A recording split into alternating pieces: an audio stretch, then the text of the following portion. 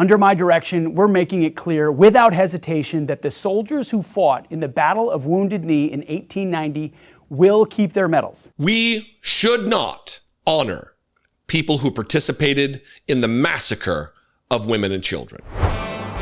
Pete Hegseth yesterday announced that they would not be reevaluating the Medal of Honor situation for soldiers who conducted a massacre of women and children.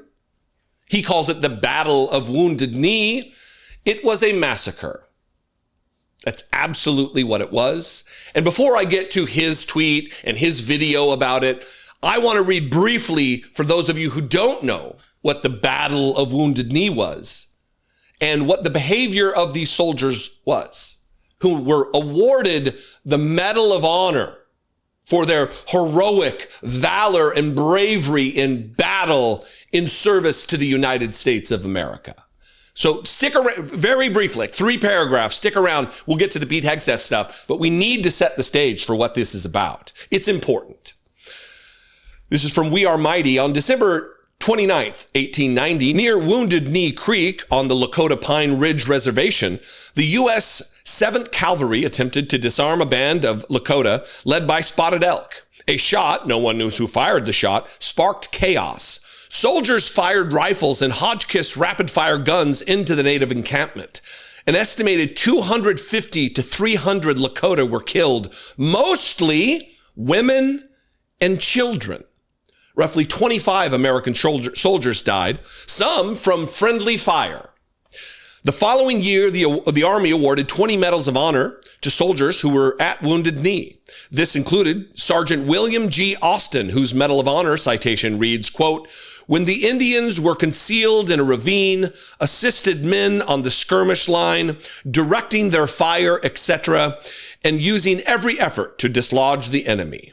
In reality, the enemy was a frightened group of women and children hiding in the ravine, hoping to survive the slaughter. And Austin systematically executed them. So goes the story of other medals issued for that day. That's why former Secretary of Defense Lloyd Austin ordered a review of these medals. And that brings us to present day. This tweet from yesterday from the Department of War Secretary, dipshit, skinny-legged Pete Hegseth. Under my direction, the soldiers who fought at the Battle of Wounded Knee will keep their medals. This decision is final. Their place in history is settled.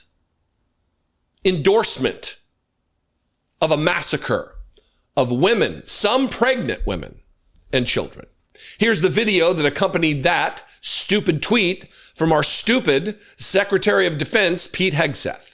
Under the previous administration, a review panel was convened to determine whether soldiers awarded the Medal of Honor for their actions at the Battle of Wounded Knee should keep their medals. Now, upon deliberation, that panel concluded that these brave soldiers should, in fact, rightfully keep their medals from actions in 1890. The report was concluded in October of 2024. Yet, despite this clear recommendation, former Secretary Lloyd Austin, for whatever reason, I think we know, he was more interested in being politically correct than historically correct, chose not to make a final decision. Such careless inaction has allowed for their distinguished recognition to remain in limbo until now. Under my direction, we're making it clear without hesitation that the soldiers who fought in the Battle of Wounded Knee in 1890 will keep their medals. And we're making it clear that they deserve those medals. This decision is now final, and their place in our nation's history is no longer up for debate. We salute their memory, we honor their service, and we will never forget what they did. We should not honor people who participated in the massacre of women and children. We should not honor people who participated, soldiers who participated, representatives of the United States government who participated in the slaughter, the massacre of just Native peoples in general. Not to mention women and children. Now look, if you're still here, thank you. It means that you do think this is important.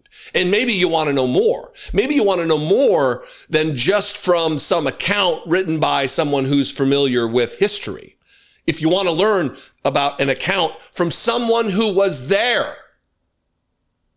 This is that. This is from PBS. This is from someone called American Horse. The men were separated, as has already been said, from the women, and they were surrounded by the soldiers. Then came next the village of the Indians, and that was entirely surrounded by soldiers also.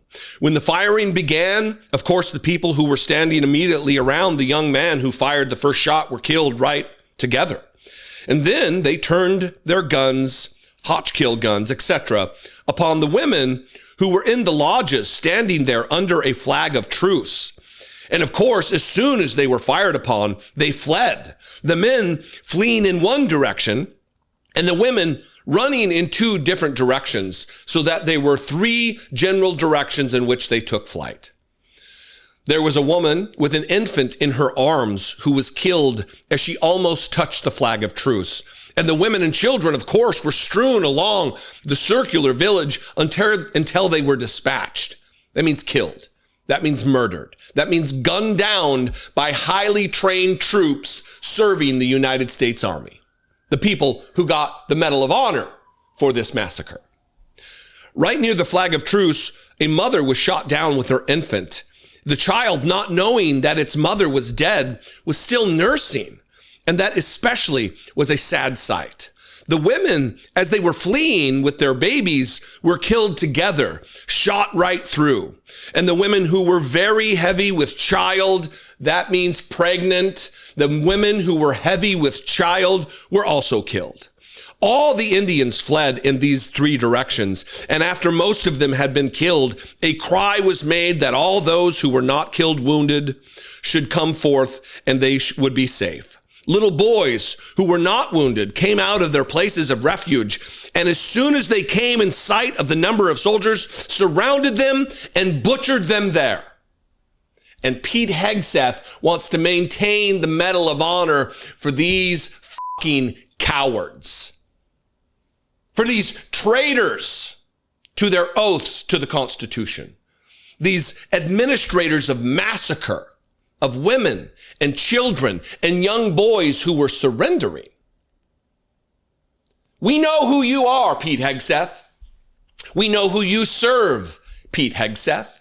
For me, the most alarming element of this is that this is what we can see in our future with our military, with our government, with Donald Trump as commander-in-chief and Pete fucking Hegseth as the Secretary of War. This is how they feel. This is what they believe is orderly, is appropriate, is necessary. War crimes, massacres. Donald Trump wants so desperately to be Benjamin Netanyahu and administer a genocide that he's just getting started. What do you think? I appreciate you joining me for this distasteful walk through history, a remembrance of some of the horrors that has been visited upon marginalized and oppressed groups in this country since day one. It doesn't mean I don't love my country. The reason I criticize and talk about things is because I do love my country, and I don't want this to happen again. If you appreciate what I do, please subscribe to this channel. You can click subscribe below. It's free to do so. You can make sure you're liking and following the Facebook page, Dollemore Daily, over on Zuckerberg's Facebook. You can sound off. We can have a conversation in the comments wherever you're watching the video. And you can also leave me a brief voicemail at 714-576-4054. And you can email me to daily@dollemore.com. I love and appreciate you. I hope you have a great weekend. I'm going to try to take at least one day off. We'll see how that goes, depending on the news. Be genuine. Take care of one another.